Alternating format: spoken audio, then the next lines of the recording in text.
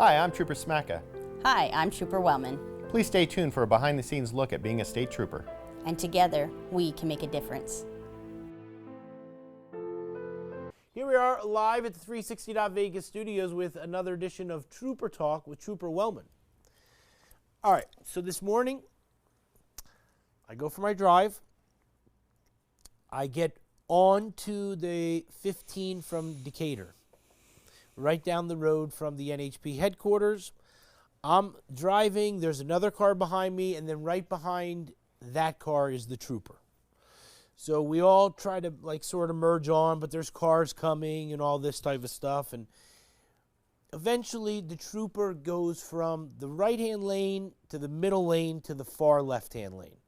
And there was no one in front of him or her. I don't know what kind of, right?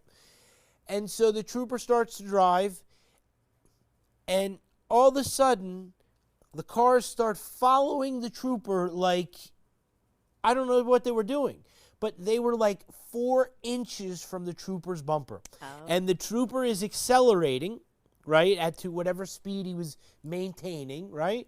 And they're right up against him. And then all of a sudden, this black truck thinks, what, he's going to do 100 miles an hour next to a trooper? I don't understand. And so he literally pulls to the right of the trooper, and the trooper's going 75, 80 miles an hour, and this truck is gone. I can't possibly fathom what this person was thinking, that there's a marked patrol cruiser right in front of you that you were behind. You obviously saw the lights, and you want to do 100 miles an hour right next to it. So this is the car that was following behind too closely, Yeah. and then Yeah, switched went lanes like this, and So then what happened? Did the trooper initiate a traffic stop? yeah. And I mean, you just because you just look at these people and you're just it just doesn't make sense. So something like that, if I was in that trooper car, to me, because you'd think, why would you ever do something like that, right? You're baiting me. I would instantly think that this was suspicious and you're baiting me, and maybe I should call for another unit. Because why? Because that's not normal behavior for someone to follow too closely, especially on a marked unit. Yeah. And then to go up next to us and then to speed off, catch me if you can. And so to me, I would think that was baiting. But, I mean, who knows? Maybe I can look in to find out what happened on that call, but that is pretty wild. But, the thing is that I can't understand. These people, they just want to speed. And they just want to drive fast. And it doesn't matter what kind of car or what kind of truck. When I drive the truck, that thing is like a missile. And when you start accelerating at speeds, it's you can't stop. And so, anyway, the thing that I wanted to say was this, that, when you are in the trooper vehicle, you are a target. Mm-hmm. And so I was talking with my friend who works for one of the other agencies, and we were talking about that, and I never. So you bring that up is exactly what he said as well. Yeah. And so We're sitting ducks. we should love the troopers, right? You're out there protecting our thing and not try to play with people. So anyway. Maybe that wasn't the greatest way to start this trooper talk, but No, it's okay. But it was it doesn't make sense to me, because you sit there and you put your life on the line every single solitary day, and you do the best that you possibly can, and everybody should respect everything that we do when it comes to being in law enforcement. Yeah, but ultimately we have authority to take away your rights, right? And there are individuals that don't want to be told what to do, and understandably, right? But we have a duty to maintain law and order. And so we wear the badge, and we know the consequences that come with it, as well as the repercussions of people that not everyone may not like us. Maybe had a bad experience, or maybe they did something wrong and they got a citation for it, and they won't, let that go. They won't take ownership to that was their choice to speed. Just like that vehicle today, maybe they were issued a citation and forever will hold on to that anger of, I was issued this ticket by a trooper, and now I don't like any troopers, when ultimately they made the choice to commit those actions, right? But there are a lot of dangers within this career, and that's why we always say it's not for everyone. But at the same time, it's a very rewarding career, and it's something that I know I can speak for myself, that I say I feel very proud to say what I do, and I know I make a difference in my community, and I try to every single day. And if that vehicle, imagine their action to a marked police unit. Imagine if we weren't a marked unit. Yeah, And it's just, they have no regard for anybody's safety, and they are just out there to get to their location as fast and as obviously unsafe as possible, and that's unfortunate, and vehicles like that should be stopped. So the nerve that they would do that to a marked unit, knowing that they have the authority to issue a citation or tow their vehicle or arrest them, or maybe there was more going on, right, and that needed to be looked 100%, into. 100%. I mean, But- I was only, you don't know what the person was dealing with before, and all these But look type at of your activities. frustration, right? Like, if they were doing that to you, we have the ability to initiate that traffic stop and do something about it. And Right. that's what I like about my career, is like, if I see something, I can initiate a traffic stop and I can make a difference and protect people like you and everyone in the motoring public that's watching the actions of that vehicle right then and there, It's one of the reasons that we love the Trooper Talk, and we love coming on and talking, because we talk about real things that really happen that we want people to know about. You know what I mean? Absolutely. So, all right. So let's see what Johnny picked for us this week. We start off with the at NV State Police. That's the only one you use, Yes. right? So there's not any confusion on that. And single vehicle rollover. I mean, people are dying. People are losing their lives, and they're not here anymore. It's just This was on Father's Day, and female adult driver, male adult passenger. Witnesses said they got on the freeway at a high rate of speed and lost control, overcorrected their steering and overturned. And it was daylight. I posted this at 2 o'clock, so it happened at I want to say 1:30ish. And the driver, she ended up losing her life. The male is still in critical condition. And I don't know if impairment played a factor yet or not. We'll know that further with the toxicology report and stuff. But so unfortunate. And now, if she has a relationship with her father, what's tragic is now he no longer has his daughter. I think that's what, when I got the call on this one, I was celebrating Father's Day with my dad, and I'm very fortunate to have my father. And I just, thought to myself for a second, I looked over at my dad, and that girl's father, will always remember his Father's Day now as, the day he lost his daughter because of speed and maybe other contributing factors. And it's beyond tragic. Ultimately a life was lost, and could have been probably prevented if they just would have slowed down and drive safe. a life was lost. You know what I mean? And so when we sit here and we talk about the things that we talk about, we want people to know that enough is enough. We're trying, right? We're out there. We're trying to get the Trooper Talk for the TV show and stuff as much as we can out there. You along with all the other troopers and everybody is always saying, and whenever I talk to anybody, they're like, we're trying. We're telling everybody, please slow down, please don't do. It's just it's just tragic. It is. And we are coming up on numbers that we haven't seen since 2007. 2007 was our highest year for fatalities. I want to say we were in the 80s or 90s. I'll provide you with those numbers because I'm going to be putting something out soon. And we're already in the 40s, and we're only in June. We're not halfway through the year. We're already in the 40s. And so that's very alarming to our agency, because how do we slow it down? How do we stop any more fatalities from happening? And I tell you over and over again, but I can only say slow down so many times versus it comes down to accountability, right? And personal responsibility.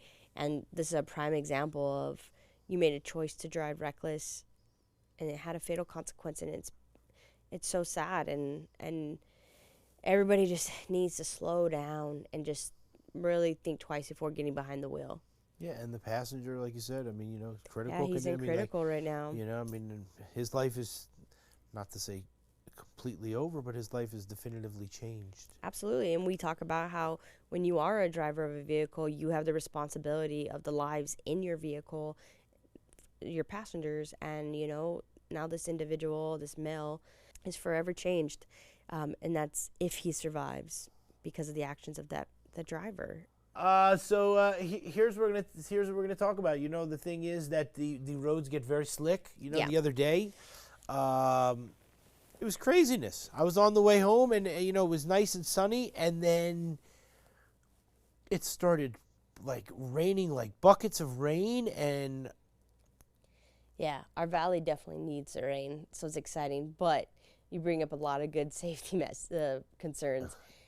Obviously, when it rains, because we don't get it often here in town, old oil from previous crashes or vehicles just traveling to and from will surface the highway, causing it to be slick. So not only do you need to be cautious and decrease your speed while driving on wet surfaces when it is raining, but take into consideration to decrease that speed because our road is slick. And it's not forever, it's just that first initial when the rain first hits. The other factors that we consider is flooding in our areas. When we get a heavy volume of rain, I mean, we're prepared, but we're not, right? Because it's not common here. So please be prepared for flooding. If you see an area that's heavily flooded, don't travel through it. And don't think your vehicle will make it through it. Yeah. Because there's a good chance it won't. And now your car is stuck. You are stuck. It's a whole thing. When all you had to do was go the other way or wait out the storm. Yeah. Please, if you are going to, travel maybe to, like, you're going on a trip or something, please check our Twitter feed, check Nevada NDOT, because we are constantly updating road closures, especially when it's storming weather. We're updating what roads have been closed, what bridges or what things are flooded, take alternate routes. So that way you're aware of what you're headed to, or like we'll say heavy rain, in Bakersville, please drive with caution, etc. So yeah, there's lots of resources out there to make sure that you're safe when you're traveling to and from your destinations. Yeah, and the thing is that I don't know what the statistic is of how many two-wheel drive cars versus four-wheel or all-wheel drive cars, but there's a big difference. And when you put your foot on the gas in the two-wheel drive car and it's slick, you do not have the same acceleration. So I see people with the two-wheel drive cars all the time when it's wet, and they think that it's still the same as when it's dry. Mm-hmm. You know what I mean? Yes.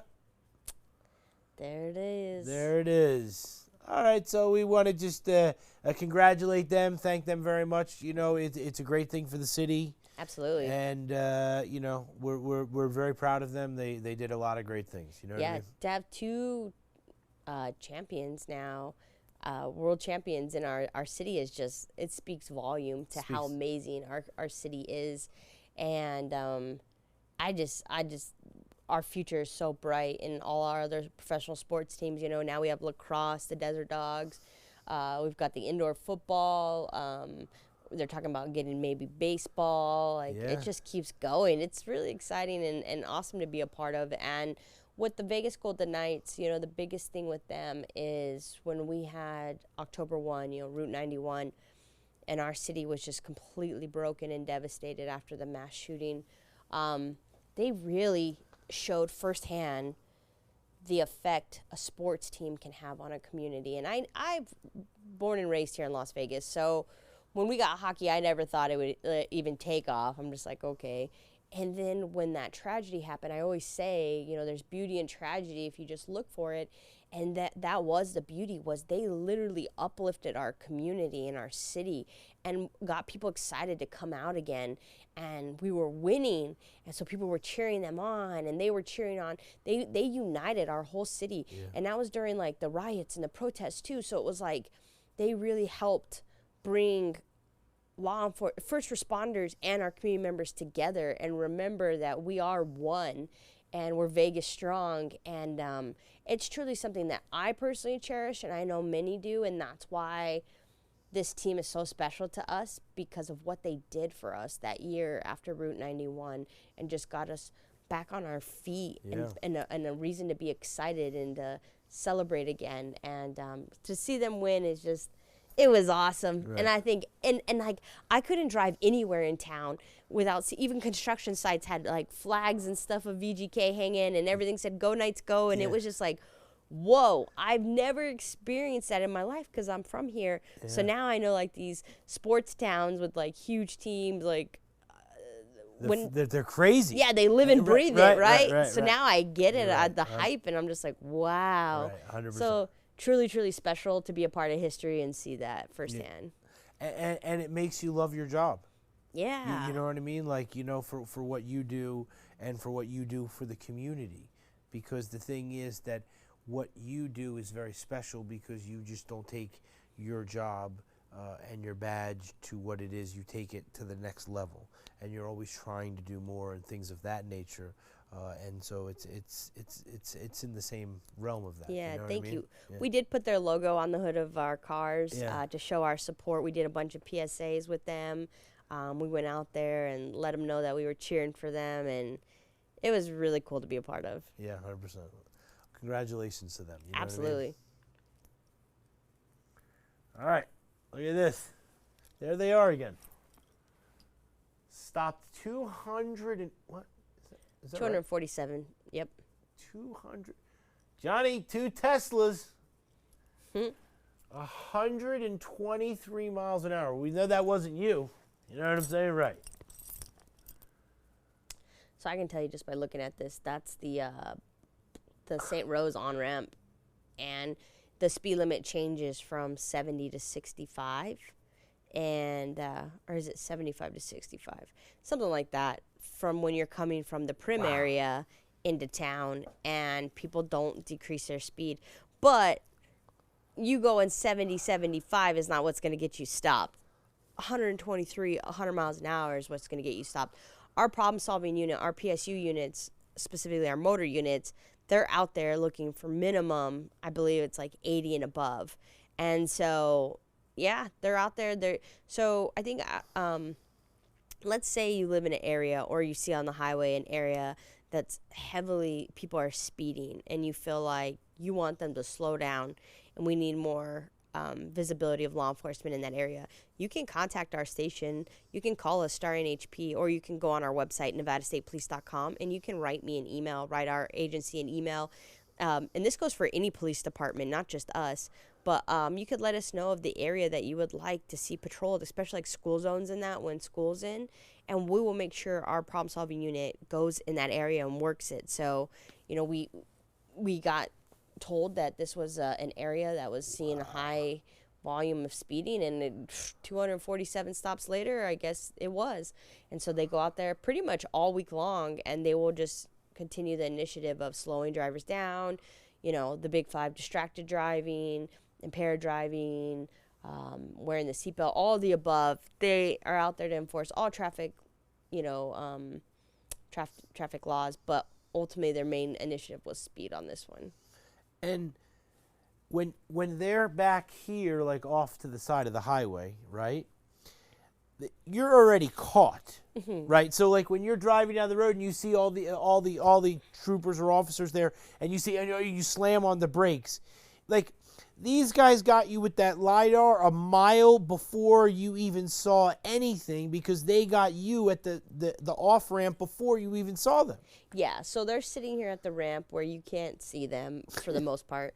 They have the LiDAR, and they're just clocking the cars, and they're just looking. And I told you they're just looking for the higher numbers.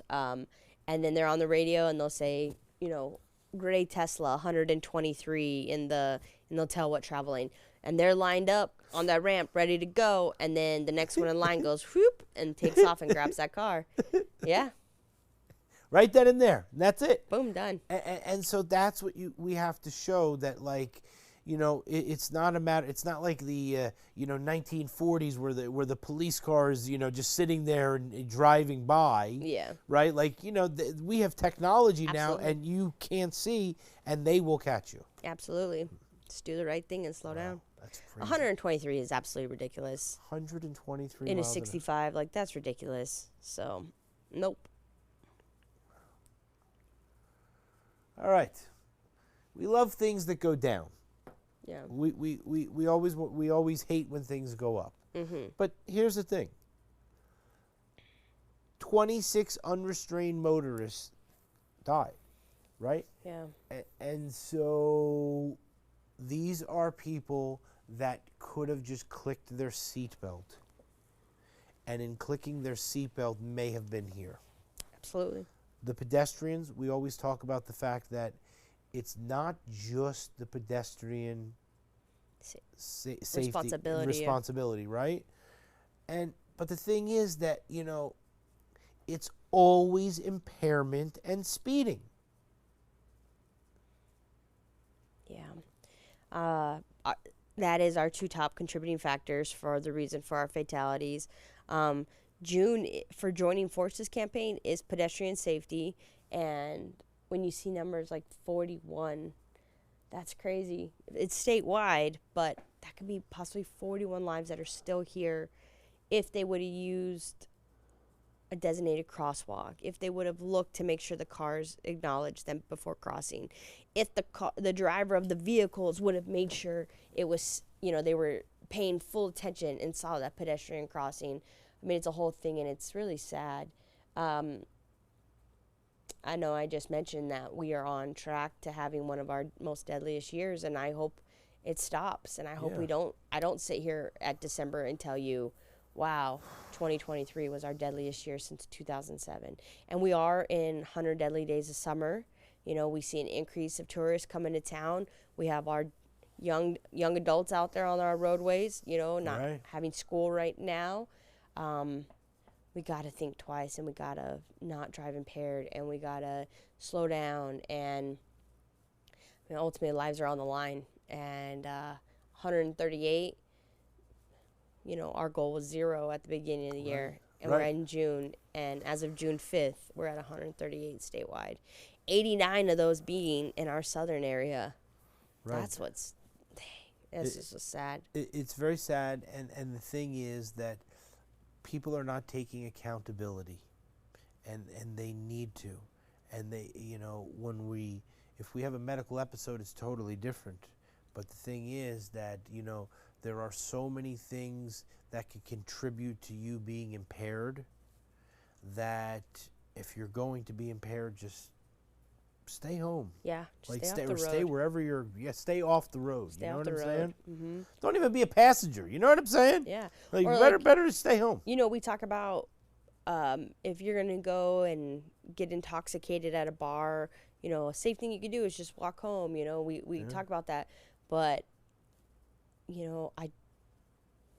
have 41 pedestrians that are no longer here. Maybe they and were some of intoxicated. them, impairment played a factor. So, again, please, already plan ahead how you're going to be getting home or to your destination, because you don't want to put yourself in a position where you're running across the IR-15. Right, 100%, 100%. It still is very crazy. You know what I'm saying? On your bachelor party. Right. Like, I saw it in the news too. yeah. No, it's horrible. It's horrible. It's devastating. You saw a picture of him, and you think about him like not. I don't even want to think about. You know what I'm saying? And then when you're hit by this and hit by that, and you know what I'm saying? Yeah.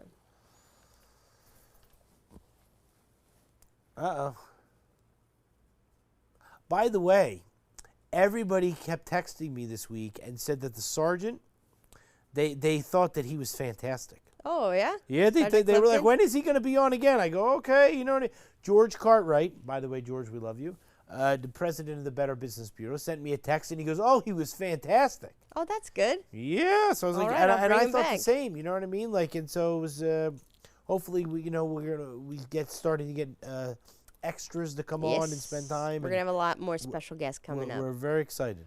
All right, let's see what Johnny got for the video. Hello, this is Officer McClarty with Nevada State Police. I'm here to speak to you about the 4 minimum requirements it is for you to put in an application with us. 1, being 21 years of age or older. 2, being a U.S. citizen. 3, no felony convictions. And 4, having a high school diploma or equivalent. If this interests you and you meet the minimum qualifications, go ahead and put your application in today at nevadastatepolice.com. We look forward to seeing you. We love Officer McClarty, right? Mm-hmm. Because he's part of parole and probation. Yes. But he's out there, right? Like, tell us. Yeah, I mean, he's out there. He's going to job fairs. He's going to these recruitment things. He'll be at National Night Out coming up in our town. He's out there because he wants to answer your questions. And he also, every weekend, does physical fitness testing with whoever wants to come out and prepare. You can even just test out with him right then and there if you want to do the physical fitness part. He's giving people every opportunity to get on with our agency and in a timely manner at that. I remember when I applied back in 2011. Actually, I applied in the end of 2009, and I didn't get my call until 2011 to get on with our department, because it was during the time that a lot of agencies were on a hiring freeze because the economy had crashed, but also just because it took a long time to get through the process. And I remember like not losing hope, but kind of being like, oh, maybe I should look at different alternatives, because 2 years of my life is a long time to just be sitting there. And I finally got my call, and luckily, I think I've told you, prior to this career, I was a contract worker in Iraq. And so I was literally in Baghdad, Iraq, and I got my call saying that for my academy date. And I got on a plane and I flew home, and I dropped everything to go to this academy. And luckily, I had that opportunity where I had a good career prior. But where I'm getting at is now our process is faster, and we have people going through our backgrounds faster, and we have more hands on deck to get these people through our process faster. And our northern command right now, their academy is about to be Academy 100.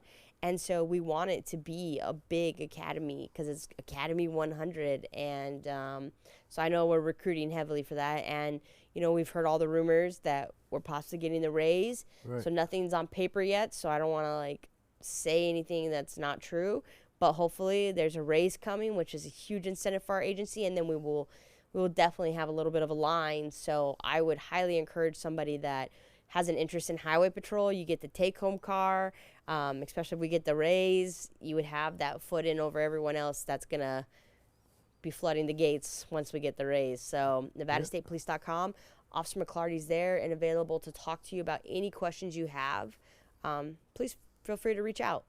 Yeah, I think, and he's come on the show, and when he comes on and he sits there and he talks, people know that he's serious, right? Like, this is a very serious thing, but we also want it to be where it's very fun and we bond and all that type of stuff. And so I love it because the leadership always comes from the top.